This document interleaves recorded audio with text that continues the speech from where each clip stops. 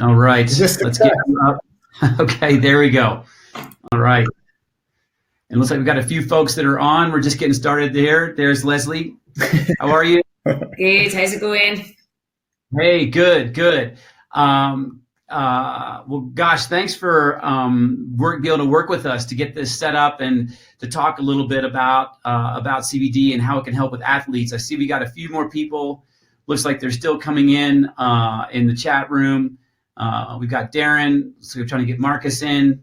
We've got some others, so maybe we'll give them just another second. Yep. What have you been up to, Lesley? How have things been going since the championships? What's been happening over there? Yeah, just training really hard. So back to San Diego, which is nice. So I kind of jump in all of the sort of certainly the group rides that take place here in San Diego. So it's really, really intense. And then just a lot of really hard training, just very, very high intensity at this phase. So a little bit less volume, but pretty much puke fest most of the time. So yeah, so it gets to be challenging mentally and physically. That's for damn sure. I kind of turn into a bit of a basket case at this time of year. And that's just her. Yeah, it's a full-time job for me keeping her on the tracks. I tell you, it's true.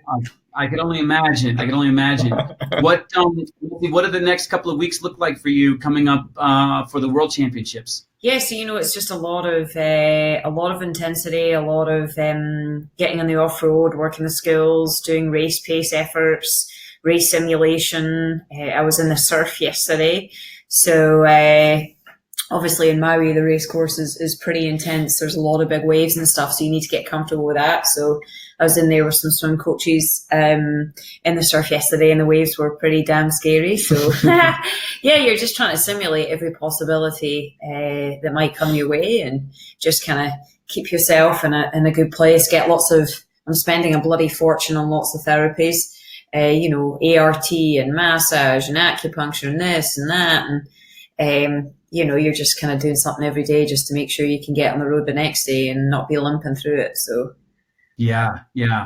But things are going well though, in terms of like you feel like your body's in good form and you feel like you're on track. Yes. You just hope it comes out in race day, right? I've been doing this for a long time, so I've had many phases where I've been going great and then had a shit race, many races where I've been going shit and had a great race, and many races where I've been going great and had a great race. So sometimes it feels like, you're just never quite sure. But, at the end of the day, it's a journey, right? And you've got to enjoy the process of all of this. And I think sometimes in this phase, like today, for example, I tend to get carried away in the anxiety of it all, and the sort of, you build it up to be this big thing, and really it's not, it's just another day. And, the funny thing is when you have a bad race or a good race, there's so many different emotions that happen after the race. It's over in a flash, right? And then after the race, last year when I won, of course I was happy, but it was sort of weird as well. I felt sort of weird, actually. It's a surreal kind of thing, I would imagine, right? Yeah, when it's almost kind of anticlimactic sometimes. You've had so much focus, and every minute of every day has been towards this event. You do it, and you do exactly what you wanted to do, and then you're like, oh, that's it. All right, so it's over. On to the next. Yeah, right. Yes. On to the next one. Sure. Yeah. That makes a lot of sense. Well, I'm so glad that we got a chance to connect, and just for the attendees to know that we met you at the Honey Stinger event this past summer, where you were racing in the mountain bike race on one day, which you won, and then the trail marathon on the next day, which you won as well. And so we have a company, Venga CBD, that makes CBD for endurance athletes, and we talked to you, and you got the chance to try it, and things have worked out, and so that's how this relationship started. And so the purpose today is to help people, help your coaches and athletes and others learn how CBD can help them with their athletic performance. And you've obviously been using CBD for a long time. And this is a great opportunity to help educate people. And one of the things that we take really seriously here at Venga is, and I think you too, is that it's important that we educate people. That there's a lot of misinformation that's out there. There's a lot of myths that are swirling around that, like, what is this? And a lot of things that we can help dispel those and help educate athletes so that they can make an informed decision. And follow the lead of people like yourself who are using it on a consistent basis at an extremely high level, at a world-class level, and it can help them with their performance. So can you just talk a little bit about how you started using CBD and why, just for a few minutes to kind of give an overview and set the table a little bit on that? Sure. Yeah, so I was aware of CBD or hemp-based products from dealing with chronic Lyme disease. And sort of some of the health benefits that came with that. And I actually went down the route of using a CBD isolate so that it did not have THC in it. Because using a full spectrum product was not something I was comfortable doing as an athlete that gets tested. And we can kind of get into that later. So I was certainly aware of CBD out there, and I tried a few different things. But obviously when I met you guys at this specific race and actually got a chance to try the product from one day to the next and had a really obviously great result at the half marathon the next day too. Not only did I like the product, but I liked the fact that it was for endurance athletes. It was THC free. You'd really gone at great lengths to sort of create a product that was meant to enhance many different things in terms of performance. So can I play the idiot here? Yeah. Because I'm not. I know a little bit about CBD and THC, but not that much. So as my understanding, so THC is the psychoactive component, CBD is not, but they're from the same plant. Is that right? Yeah. Let me pull up a slide that can help illustrate this and help the audience see. So you guys should be able to see a slide on there that says, where does CBD come from? You guys see that? Yeah. So we have the cannabis plant, and there's essentially two different sides. So we have the hemp side, and the hemp is very rich in CBD, but very, very low in THC. And then on the other side, we have marijuana, and we all might be familiar with that. And the marijuana is very high in THC and much lower in CBD. And yes, it is the THC that is the psychoactive component. But on the hemp side, what we do is, hemp is used for things like, there's a couple different kinds. There's industrial hemp that's used for rope, textiles, paper, those kinds of products. And then there's also another kind of hemp that is called phytocannabinoid rich hemp. And the phytocannabinoid rich hemp has many more cannabinoids in there. It's more like on the level of a medical grade hemp. So this is helpful to show the distinction between the two. And so what we're talking about is hemp, CBD coming from the hemp plant, the one that is on the left, and that's where CBD comes from. And yes, Simon, to your point, the THC is it's the psychoactive component. That's the one that gets you high, and the one that is illegal. And that we don't use any THC. We don't want any THC in that. In order to use CBD as a performance product. And it says on that slide there that it contains CBD and less than 0.3% THC. So that means there is some THC in hemp. Right. So there is some THC in hemp. There is. Our product, we use a special liquid chromatography process to actually take out all the THC and leave in all the good stuff. So I think one of the things that can help is that people, when they're looking for a CBD product, one of the things is to look for what we call a full spectrum product or a broad spectrum product. And what that means is that CBD works in the body better as a whole plant product. In other words, the other cannabinoids, and we can get into that in a minute, the other cannabinoids that are in the plant helps the CBD work in the body. So we want to keep as much of that in as we possibly can.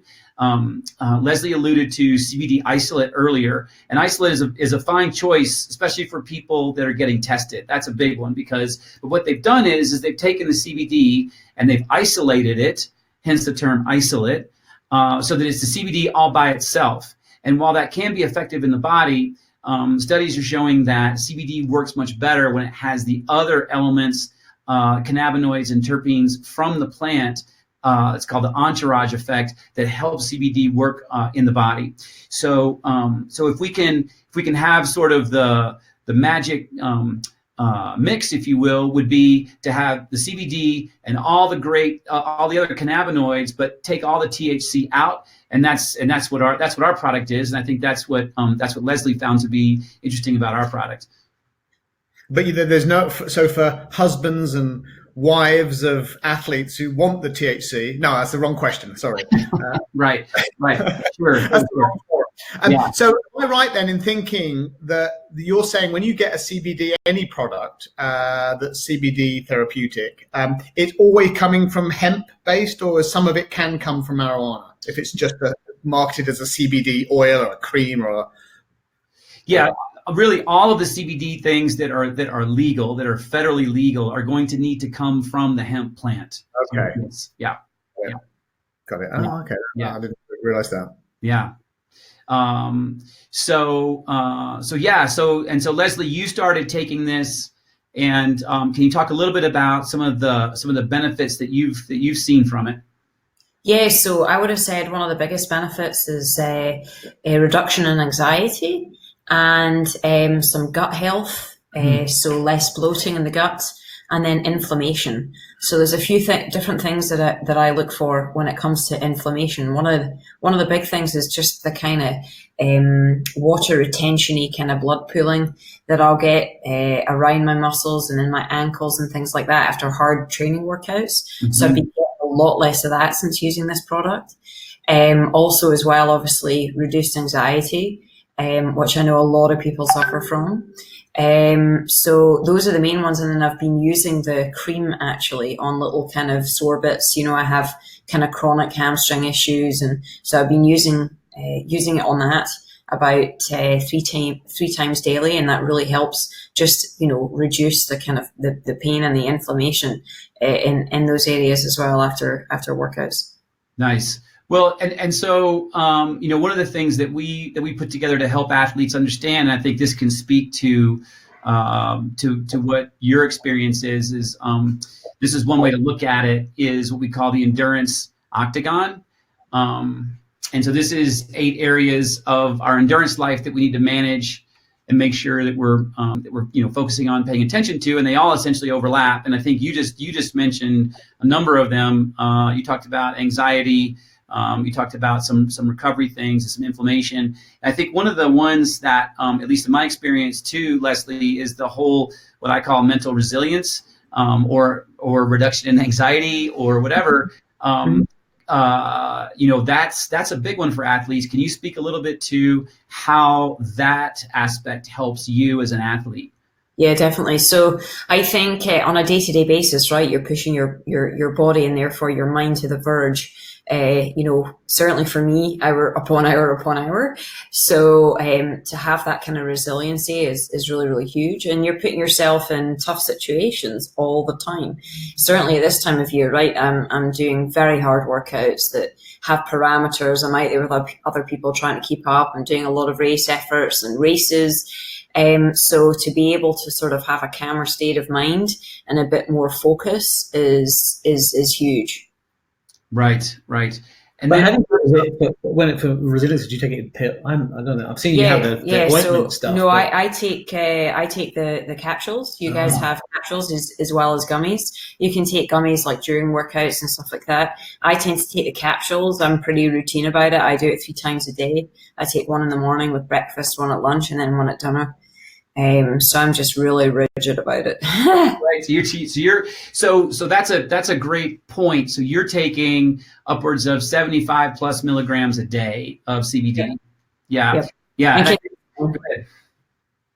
Yeah, I think that's been the big thing that I've noticed is a lot of people might jump on the bandwagon of something, take it, and they might take it for a few days. They're like, well, I don't notice a difference, but certainly from both what I've read and what I've experienced myself, is it's the consistency of use that gets the effects, not just a one-off.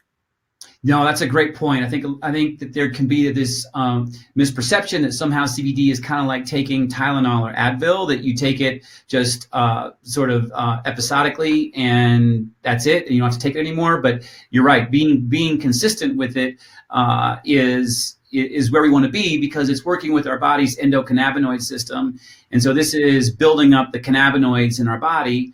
And sometimes it takes time for that to happen. And so for our endocannabinoid system to be primed and to work more effectively. Maybe we can talk about that just a little bit, which I think this is, when people say, how is this working in the body?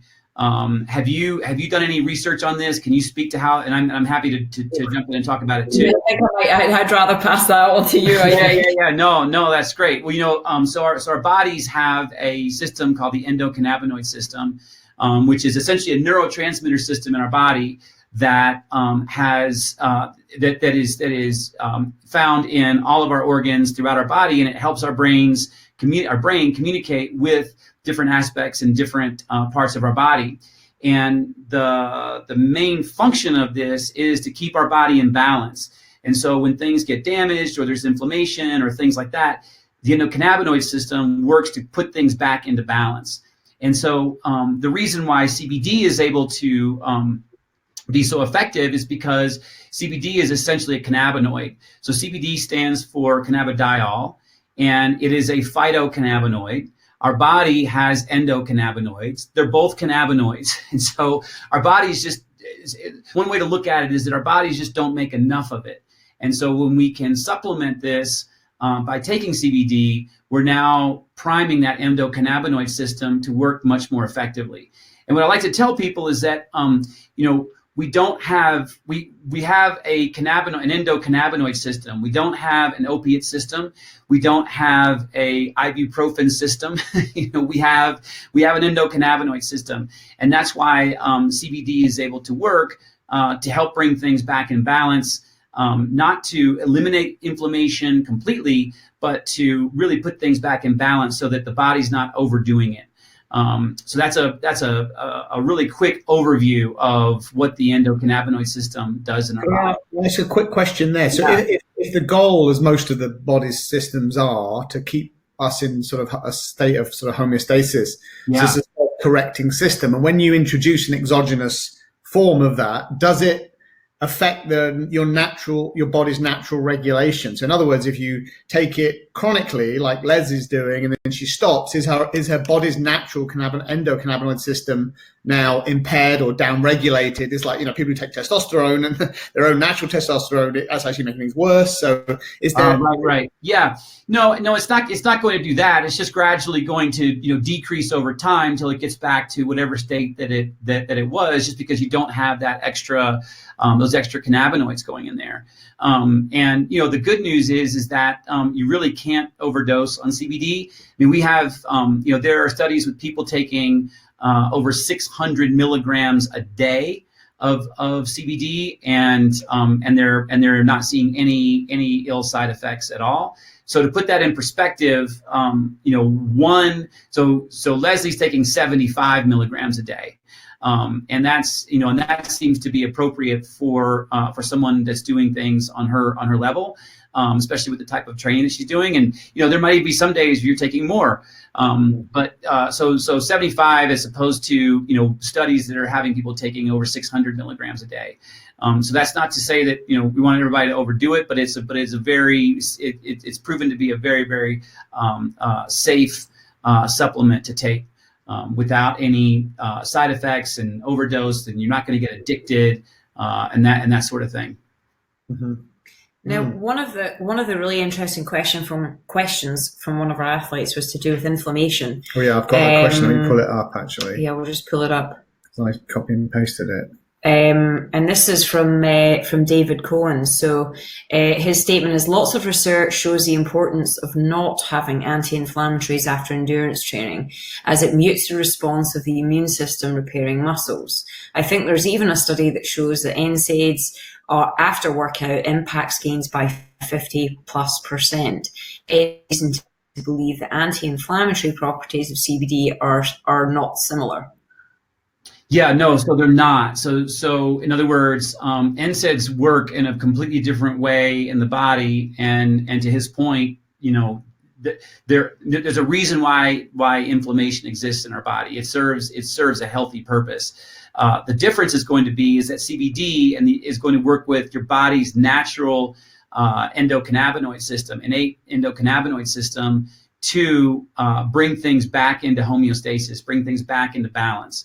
And do it in a way that's completely natural in the body, as opposed to that episodic treatment where you're taking a lot of ibuprofen and it's working the body in a completely different way to stop inflammation. This is working the body in a natural way, so it's not going to have the same negative effects as these NSAIDs would.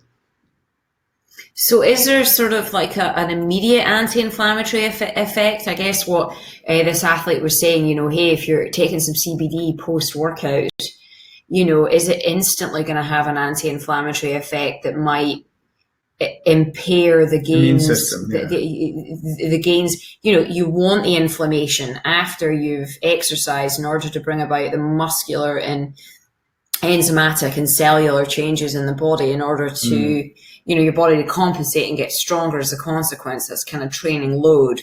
So is there any way in which CBD might interfere with that?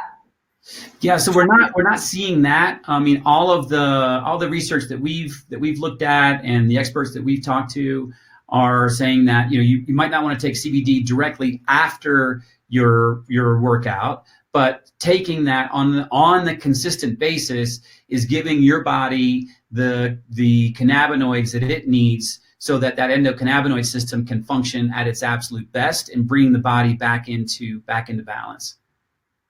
Okay. Yeah. We haven't. That makes sense. Can we ask a few other questions? We sure can. Ask a few things on. Most of them are very practical. So. And I saw this as well. Ed Pike from, I think it's in Colorado, said recently a pro triathlete was banned for 6 months after testing positive for THC using just a CBD cream when the cream was used to treat injury. The pro said that the cream contains more THC than what was stated on the label. So does your CBD contain THC? And if not, or I should say, if you're saying it doesn't, how can we be sure? Yeah, that's a great question. And we're very familiar with that case. And first of all, I think it's really interesting that the amount, depending on what this athlete was using, the amount of THC that would have been in something like a cream, and the fact that how that would have gotten in the bloodstream, and the fact that would have been enough to trigger, a positive on a test, is really a bit of a mystery. Could that athlete have been using some other THC product or something like that, perhaps, and blames it on that sort of thing? Who knows? I find that really pretty interesting, just in terms of, even if you're taking CBD orally, and it has very, very just trace amounts of THC, you have to ingest an enormous amount of CBD in order to trigger a positive on a blood test. But that said, our products are different because we go one extra step in this liquid chromatography process to pull out 100% of the THC. Now, what we do is, in order to assure that, is that all of our products are then third-party independent lab tested, and then we post our lab results. So all of our products on the bottom have a lot number, You can look on the bottom of the container. It's got a lot number, and we have on our website the test results posted. So you can go there and you can take a look and you can see. And when you look at the lab reports, it'll show a line for THC and it'll say ND not detected. And so those are independent third-party labs that again coincide with the lot number on the bottom of the container. And and the other piece too is that our whole focus is endurance athletes. So all of our products, we're developing and creating for endurance athletes with the knowledge that they cannot have any THC. So I think that's another important piece too, is that when you're looking for a product, you really want to see if the lab reports are available and that they're being transparent about it. Right. And to that point, so I was just having this discussion with Marcus, who's on the call, I think. And, I think that the legal limit, because some THC is permitted by WADA and USADA. And I think it was anyway, 150, I think, nanograms per milliliter or something like 150 is the number that kind of sticks out in my head. And then the athlete that I think that they increased it, slightly because there were still trace amounts of THC and CBD users were getting busted when it was just a trace amount or something. So the first question is, one, you're saying your products would be, hand on your heart, the best you can, be non-detectable. But if I used an off-the-shelf CBD product, not yours, where there is trace amounts, what kind of numbers would I see in my blood if I was tested? I mean, I don't know. Oh, it'd be 140 is close, or would it be like 3? I mean, is it close up to that threshold? I don't know how sensitive that threshold really is. I mean, what that really means in normal person's language. Yeah. So that is So here's why that's a difficult question to answer, and I'll do my best to answer it. The big thing is that oftentimes what you'll see is that people will buy tincture bottles. Let's just say it's a 2-ounce bottle, okay, of CBD. However, they have different concentrations in that same 2 ounces. So you might buy a 2-ounce bottle that has 500 milligrams, or you might buy a 2-ounce bottle that has 2,000 milligrams of CBD. What they are actually putting in is going to be hemp extract. So that hemp extract, that's where we get the full spectrum, is going to contain CBD and the other cannabinoids like we talked about earlier. But there is a significant difference between a volume of 2 ounces that only has 500 milligrams and that same volume that has 2,000. So if someone went and got the 2,000 and they drank that whole bottle, right, and it has trace amounts of THC in it, they're going to get more THC in their body because it's got 2,000 milligrams in that same 2 ounces. And so it makes it complicated and difficult for people to understand what they're taking and what those concentrations mean for them. And so one way to look at it or to get away from that, which is why we don't sell the tinctures and we don't sell different concentrations, is to do your concentrations with, like, we just offer soft gels, right? So each one is 25 milligrams. So it's very precise, and so you can adjust your dosage. So instead of saying, well, I'm going to get a higher concentration in the same dropper with this 2,000 milligram in the same bottle, so I can have more CBD, we just say you don't need that. You just take more soft gels, just like what Lesley's doing. She wants 75 a day. She takes 3 of them. If she wanted 100 a day, she would take 4 of them. So to kind of try to summarize that, if someone goes and buys a very high concentration CBD and they take a lot of it, they can theoretically get much more THC into their system. Mm. Also, as well, what I liked about you guys, and I've read a lot about this, is kind of I think it's called nanotechnology, or the way in which the product is absorbed, because that's one of the big things about CBD, right, is the level of absorption in the gut. Oh, that's huge. I mean, I would say that, aside from with athletes, whether it has THC or not, that maybe really the number one question that people should ask after they've looked at the transparency of lab reports and where it comes from and all that is, how much is actually getting in my blood to make a difference. Just because you ingest something doesn't mean that 100% of it is getting into your bloodstream. And so one of the challenges with CBD is that it's an oil. And as we know, our bodies are 60+% water, and oil and water don't mix very well. And so in order to get a more effective dose of CBD, what we do is we use a what's called a nanotechnology process during manufacturing to essentially make our CBD water soluble, so that if you put our CBD in water, it completely dissolves. And so what we're seeing is with a typical product, a typical CBD oil, it's got somewhere between 5 and 15% absorption into the body. So in other words, if you take 10 milligrams, you're actually only getting about 1 milligram in your bloodstream to make a difference. With the water soluble CBD, like what we have, it's 85+% bioavailability. So that if you're taking that same 10 milligrams, or in our case, 25 milligrams with our soft gels, you're getting 21, 22 milligrams in your system, and you know how much you're getting actually in your system. So it makes it a much more precise dosage and a much more effective way of taking CBD. So the medical term for that would be bioavailability, and that's how much actually gets in your bloodstream to make a difference, and that really matters. Yeah. How many other CBD companies do THC free CBD? So That's very common, or yeah, and so let me just make a quick distinction there. There are plenty of them. There are a number of them out there that make THC free because they're using CBD isolate. Okay. As we talked about earlier, an isolate means that they have isolated the CBD, so it's all by itself. And for a while, that was really the only way. If you wanted to take CBD and you get tested, you're in law enforcement, government, athlete, medical, whatever, that was really the only way you could take it.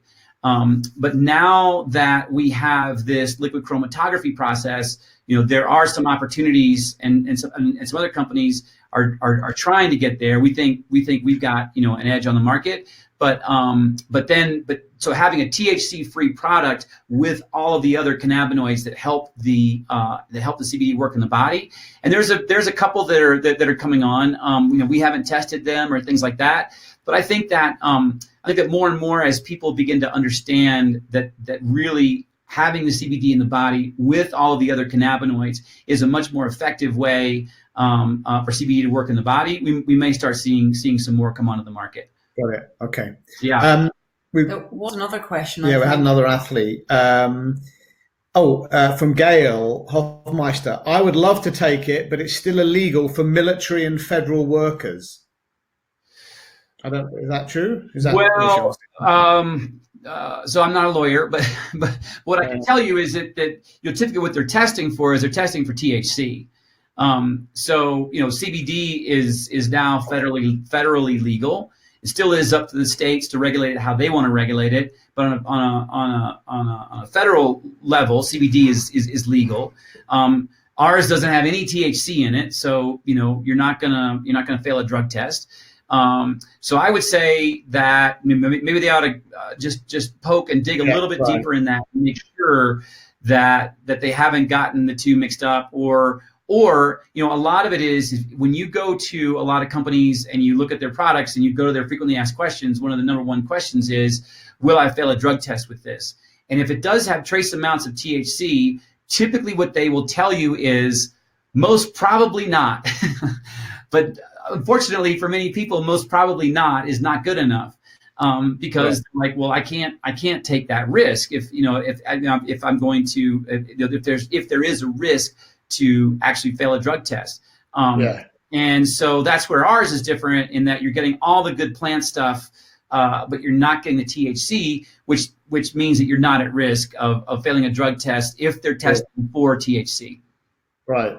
And in fact, and if you're a foreigner, as we are living here, and we are, with green card holders going to apply for to be naturalized citizens, and we've also been sort of concerned that if we get tested, or if there is THC from some test or some others through Lesley in sport or however, then they could use that as grounds for denying not permanent residency, but naturalization or something. So legally, we're also super sensitive about not trying to break any rules. Traveling.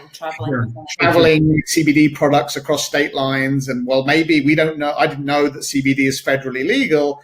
I know THC isn't, but if it's all coming from the cannabis plant, then it's a derivative of cannabis. And so is hemp illegal in some states? Those are the things I would kind of want to know for certain. Yeah. And so, I mean, listen, there still are questions out there, and there still are some things to take a look at. Hemp, hemp and its derivatives, including CBD, was made federally legal with the 2018 Farm Bill.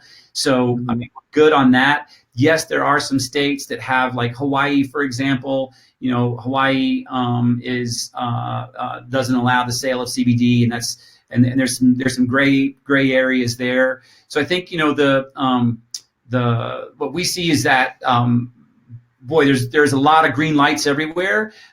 However, if someone lives in a place where they're a little bit unsure about that, they really ought to look into it in terms of whether they can buy that.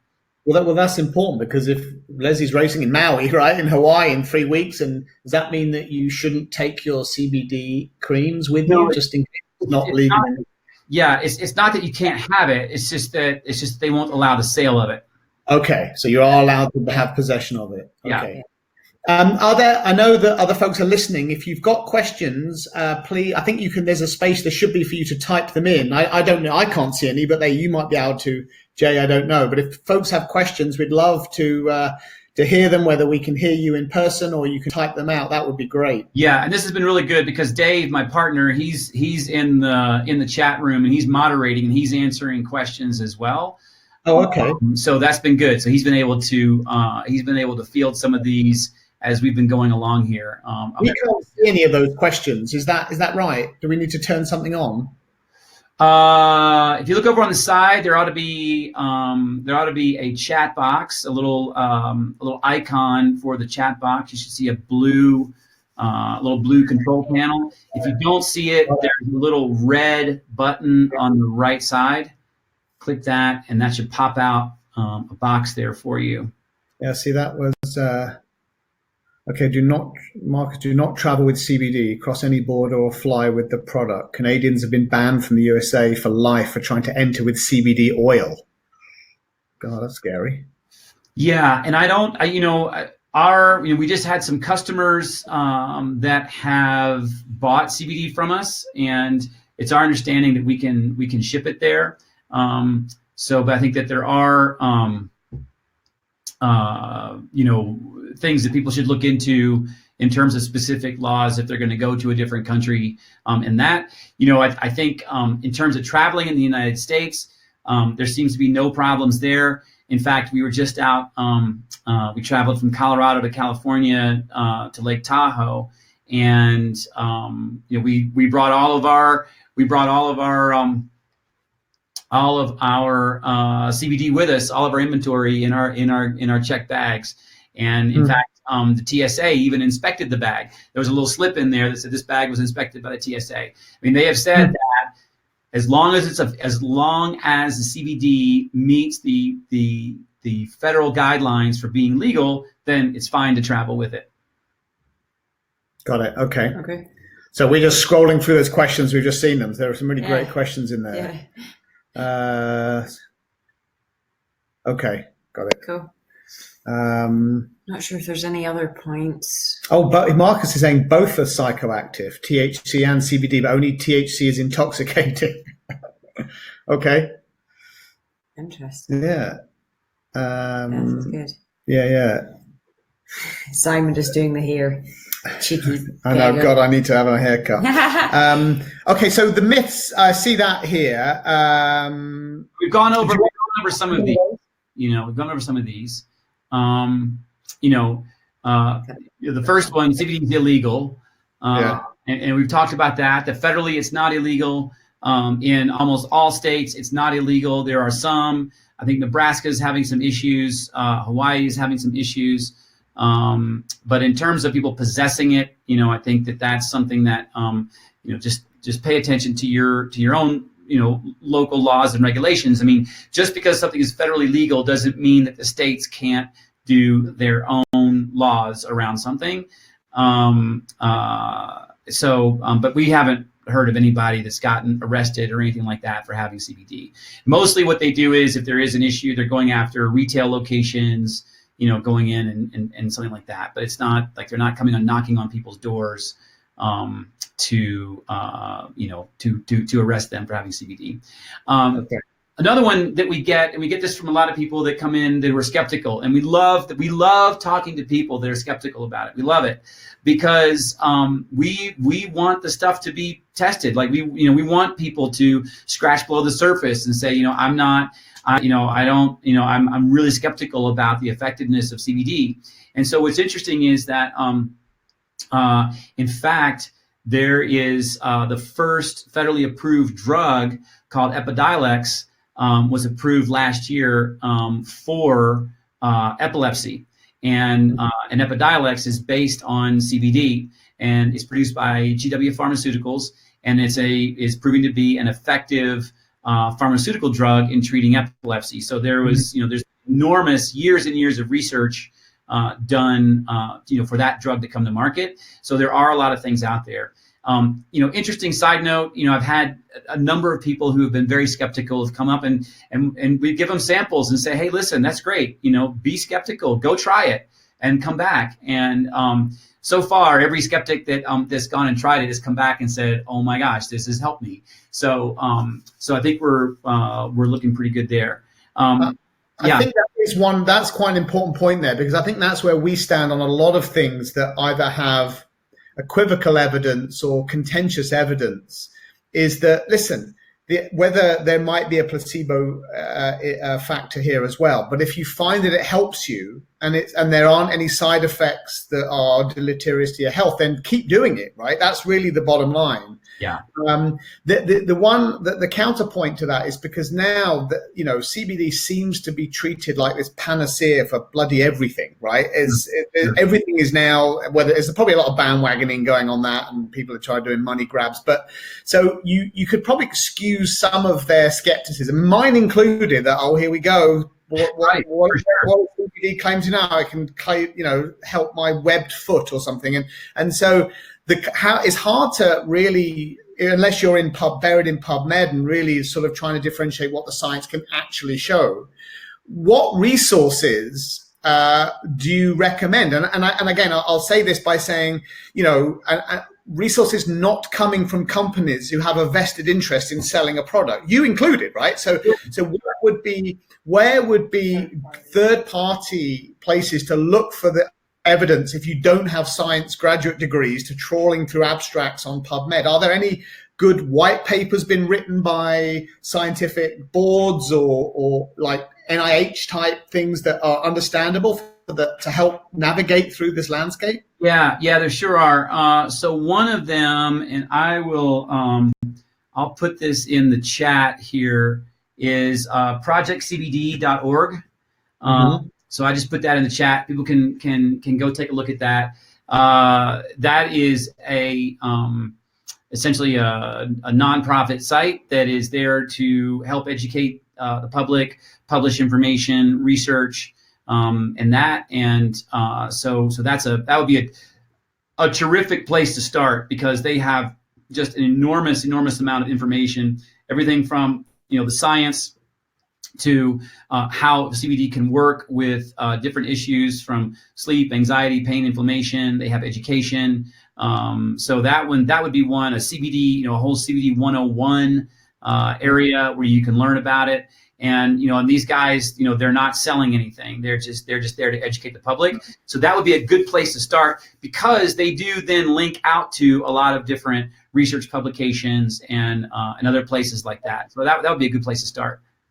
That's really helpful. Thank you. Yeah. Then the next one is people say, listen, I took CBD, for a week or so, and nothing happened. I haven't seen any results. And the reason why we call that a bit of a myth is because CBD can sometimes take a while to ramp up in the body. especially what we see happening is, I remember when I first started taking CBD, it was kind of scary, I'm like, okay, here we go. And I was very conservative with it. So we even have people that come in and say, yeah, I've got a tincture. I'm not seeing anything from it. And I'm like, well, how much do you take? Well, I take 1 or 2 drops a day. Right. So they're taking 1 or 2 drops a day. We talked earlier about the bioavailability, and that's, they need to be taking like an entire dropper full, for example, and they're just taking drops. So they're not really seeing much. But aside from that, even if you are looking at higher doses and that, it still can take a while for CBD to work in the body. Also, understanding what your goals are in terms of taking CBD. What is the condition that you're trying to treat? So really understanding what that is and setting what your goals are around it. And then giving it good 2 to 3 weeks plus to get in your body and to start working. Again, it's not going to be like Tylenol or Advil or some sort of ibuprofen where you're going to feel the effects necessarily in a short period of time. Okay. And then just like we talked earlier, CBD can make me fail a drug test. Well, no, only if they're testing for CBD, it's the trace amounts of THC that could, but not CBD itself. Now, are there any performance enhancing effects of CBD itself? So there's a couple of things that can, when you say performance enhancing, you mean illegal performance? I mean, you're just talking about just in general. In general, yeah, not whether they're legal. I mean, yeah. Because that's going to put it on the radar of the for the drug testing authority, right? If they can provide evidence that it gives you some sort of advantage. I mean, I guess if it's like the issue is with caffeine, right? It's a performance enhancer, and they don't ban it simply because they can't enforce it, because they would have to. 98% of the population drinks it. So, do you think CBD is in a similar category, or? Well, I mean, look, I think that there's a couple things that could be really deemed performance enhancing. I mean, not the least of which, what Lesley talked about earlier, is the mental resilience or the decrease in anxiety. One of the things as endurance athletes that we know is that when we are either training or we're competing in over an extended period in an endurance event, there's a lot of things that can go wrong. It's weather, equipment, directions, course markings, other competitors, all kinds of things play into how we perform, and a lot of that is mental. And the more that we can be balanced in our mood and our anxiety, the better we are to be able to make good decisions that can help us perform better. So I think that once you sort of cross a certain physical threshold, then what really takes over is the mental piece. How are you going to handle the fact that the course marking was kind of ambiguous and you just spent 4 or 5 minutes running the wrong way? Okay, are you going to freak out and get your heart rate up? Whatever. Are you going to be able to be calm and collected and keep things to be able to reserve that energy to try to make up that time? So I think that certainly could be seen as a performance enhancer. Another aspect of performance enhancement could be the fact that your training can be more effective. So when you're doing difficult training blocks and back-to-back, if you're able to get back out on the road, on the trail, whatever, in better form because you've been able to keep pain and inflammation at bay, then your training is going to be more effective. So I would certainly see that as a performance enhancer. Right. Maybe more specifically, looking at CBD, studies are coming out showing that CBD is potentially what we call an adaptogen. So that would be a substance that helps our bodies adapt to stress faster. So as all these hard training blocks that Lesley's doing, and she's really stressing her body, that CBD as an adaptogen can help our bodies adapt more quickly. So that certainly is one. And then we also see the fact that CBD also helps with fat metabolism, and not to go into the nitty-gritty details, but that CBD can help the body burn fat more efficiently and burn the right type of fat that helps us perform better. So I think there's a whole host of ways that it can help us. So it might not be the performance enhancer that says that you're just going to bump your VO2 max up, or it's going to do something like that. But I think there's a lot of other variables that go into an endurance sport where this can help in performance. Right. Okay, that makes sense. Yeah. I just saw Chris here. It's kind of funny. She uses it for a dog's epilepsy. Yeah. Okay. All right. Well, CBD for pets now is becoming more and more common, isn't it? I think that's one of the markets that pet food and supplement companies are going after too. Yeah. Pets is a big one for sure. And in a previous life with another CBD company, we had pet products and saw just tremendous results in pets. I mean, literally people who are about to put their animal down and just as a last attempt said, let me just try CBD. And their pet, was so much better to where they didn't actually have to do that. Yeah, Lesley will be saying that about me in 25 years, so I better take note. What other questions do we have? Any other questions here? Question from me? I know there's some that are getting answered on the chat room anyways. There's a real sciencey question from Marcus. Let me just read this out. As you do chromatography, what are your residual solvent levels, identity, and broad spectrum oil? That's a great question. I'd have to take a look. I don't have the lab reports, just memorized, but we do have those figures on our lab reports, and I'd have to refer them to our lab reports. And it looks like Dave just did that. So Dave's on it. He just. Yeah. I wonder as well is we have for our Braveheart athletes, we have a private athlete Facebook page where only our athletes and all our coaches are discussing any random stuff. Yeah. I wonder because we could start a thread that's already going. That's where some of the questions I sent to you, whether you or Dave would be able to join on that into our group, even if it's just for a week, if there are other people have questions and follow up, because I think the value is of seeing just the questions, but seeing the answers rather than, if I don't have a question or I don't know that, Chris is asking a question that she's getting an answer to. Well, I'd love to see that answer too. So that would be another thing that would really help. I don't know if you have the bandwidth for that, but I think that would probably help us too. Yeah, let's hop in there and take a look, and as we can, we do spend quite a bit of time on social media. It's funny that that's part of our job, but it is. So we'd be happy to get in and offer any kind of value or direct people to resources and things like that. Again, our focus, one of our main values is that we want people to make an educated decision. And just be informed about it and feel good when they get whatever product that is. They understand why they're taking it. They understand what it is, and that they've made a good choice. Because there's a lot of choices. Like I saw something today that was